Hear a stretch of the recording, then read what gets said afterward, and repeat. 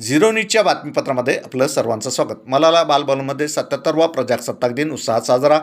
स्नेहालय संचलित मलाला भवन येथे 26 जानेवारी 2026 रोजी भारताचा 77वा प्रजासत्ताक दिन मोठ्या उत्साहात आणि देशभक्तीपरच्या वातावरणात साजरा करण्यात आला.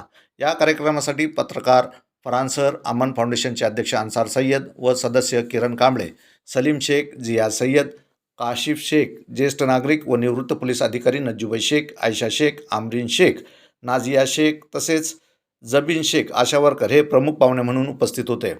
मान्यवरांच्या हस्ते ध्वजारोहण करण्यात आले. या कार्यक्रमात सेवा वस्तीतील पालक, विद्यार्थी, मलाला बालभवनचे शिक्षक व कर्मचारी मोठ्या संख्येने उपस्थित होते. कार्यक्रमात शेवटी अमन फाउंडेशनच्या वतीने विद्यार्थ्यांना खास खाऊ वाटप करण्यात आले.